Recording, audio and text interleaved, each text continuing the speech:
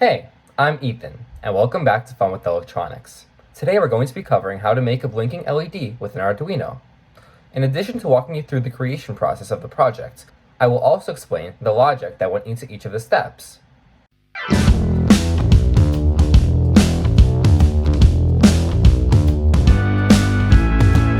A quick reminder that if you enjoy our content and want to see more about topics ranging from circuits to Arduinos, please subscribe to our YouTube channel. It helps Fun with Electronics out greatly, and allows me to put out more videos for you all. Before I start my project, it is essential that you have a basic idea of what an Arduino actually is, how to download the Arduino IDE, and the general layout of the IDE. To learn about these concepts, feel free to click on our previous 3 videos in the top right of the screen. Once you finish watching the videos, feel free to return and see how I create a blinking LED. So when designing your blinking LED, you first have to recognize that there is a hardware and a software aspect at hand. In other words, we need to have the code prepared in conjunction with an Arduino-based circuit. For this demonstration, we will go in the following order. First, we will wire the hardware. Second, we will write the necessary code. And lastly, we will upload the code to the Arduino and watch the results of our creation. Before we start wiring the circuit, we must first have the necessary materials at hand. For this specific project, we need an Arduino, a USB wire, a breadboard, 2 jumper wires, 1 LED, and a 100 to 500 ohm resistor. If you don't have these components, feel free to click on the Amazon links in the description down below. When you've gathered all your materials, we will be ready to actually begin the wiring. Like every Arduino-based circuit, this project also starts with a power source pin, ends at a ground pin, and has other circuit components like LEDs in the middle. But this project may differ from others with the type of power pin we use. For a typical Arduino project, our options would be the 5V or 3V pin, which supplies a constant voltage, a normal digital pin, which can either supply a full voltage or no voltage, or a PWM pin, which is marked by a tilde and can supply a simulated voltage at any value between 0 and 5V. Since the blinking LED is supposed to switch from on to off and nothing in between, it would be best to use a digital pin for this example. Now, let's get into the actual wiring. First, we would take one of our 2 jumper wires and plug one end into the pin like so. I picked the 4th pin, but you are free to pick any pin that is numbered and doesn't have a tilde on it. You can then put the other side of the jumper wire in a random location on the breadboard. With our power source established, we can now connect the object that we want to supply electricity to, which is an LED in this case. In order to connect the LED, you must first take the long leg of the LED and plug it into the same column as the wire plugged into the breadboard. That is because the electricity going through the breadboard flows through the columns as opposed to the rows. Then, the other leg of the LED should go into the adjacent column like so. Next, we have to put in our resistor, which has the job of limiting the current that goes through an LED. If the LED took on too much current, it would burn out, and that is obviously undesirable. You can plug in either leg of the resistor into the same column of the short leg of the LED, and the other leg of the resistor can go into any column as long as it isn't occupied by anything else.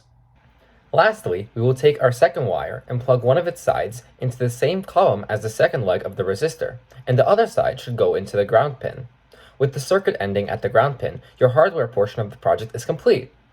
I know this may have been a mouthful, so I'm going to leave a circuit diagram and an image up for the next 5 seconds so you can make sure that everything has been plugged in correctly.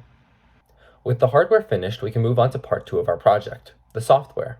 The first thing you should do in order to set up the coding environment is to boot up your Arduino IDE by typing in Arduino into the Windows search bar and then clicking on the Arduino button. After the app fully loads, you should create your project file by clicking File, New. Once you reach the default file screen, it's good practice to click File Save As, or press Ctrl-Shift-S to save your file in a specified location.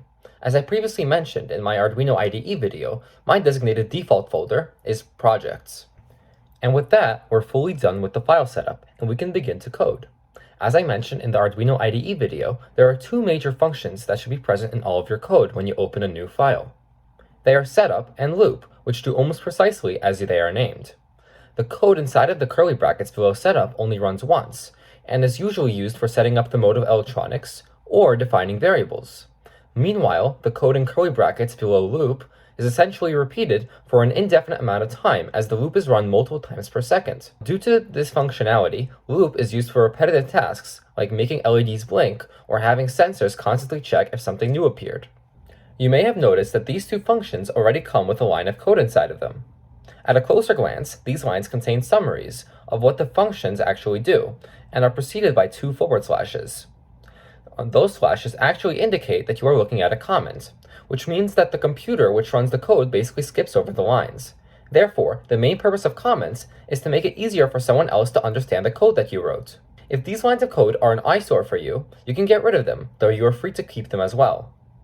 As for the code that we will be writing ourselves, we will begin with the setup function, as is customary for most projects. For LEDs, there is only one line required, pin mode, with two parameters called pin number and input-output surrounded by parentheses. Finally, the line is ended by a semicolon. So let's break down what I just said.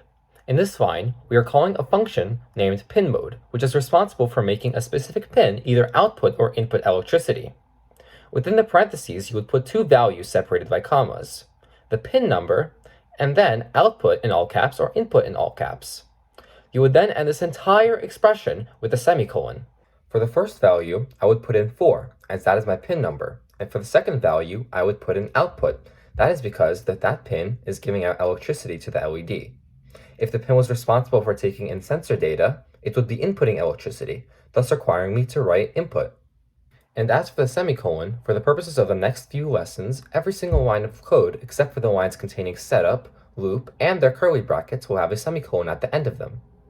That is because a semicolon is essentially telling the computer that your line of code has finished. For a more thorough answer on why most lines have semicolons, and not the lines that I just mentioned, you can ask in the comments or wait until my future videos. Next, we will move on to the loop function.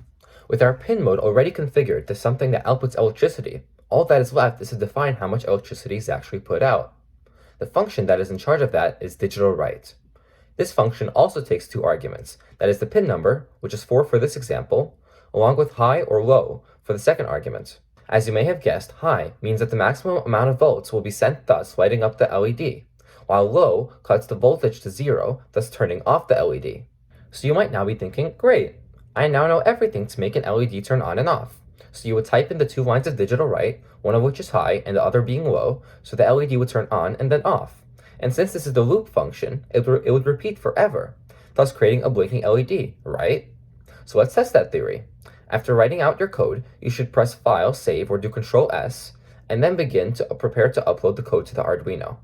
In order to upload code, you would be taking a USB A to B wire and plugging the USB A part of the wire into the computer while plugging the USB B side into the Arduino. Then you would typically go into Tools in the IDE and make sure that the correct board and port are selected, which would be Arduino Uno and the random COM number respectively. Lastly, you would press the upload button and just wait a few seconds. If your code had no errors, which should be the case in this example, you should get a done uploading message from your terminal. However, when you finally look over at the Arduino, the light bulb isn't blinking. Instead, it's just one solid color.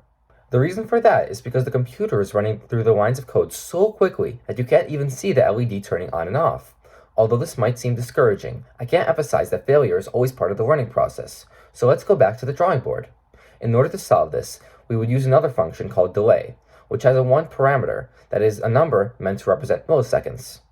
So if delay is put after a certain line of code, the computer will have to pause for the amount of milliseconds specified, thus letting the preceding line of code run. For this project, we can pause the code for a second when the LED is on, and then pause it for another second when the LED is off. So now let's put in two delay functions in their specified places after the digital writes, and put 1000 inside of the parentheses, since there are 1000 milliseconds in 1 second. With our new code written, we could save and skip straight to uploading the code, as the board and port are already defined. After waiting a few seconds, the code should be fully uploaded, and you should be seeing a blinking LED right in front of you. If for some reason this did not work for you, feel free to email me at learn.electronics.project@gmail.com with a full picture of your code, the circuit, and a short message explaining your issue. You also have the option of messaging me publicly in the comments, which has the additional benefit of getting others to also help you in your troubleshooting process. If you would all like to continue on your path of becoming a programmer and an engineer, I would appreciate it if you would like the video and subscribe to the Fun with Electronics YouTube channel. You can also click on the notification bell to get updates on whenever we post a new video. Until then, stay creative and have a great day.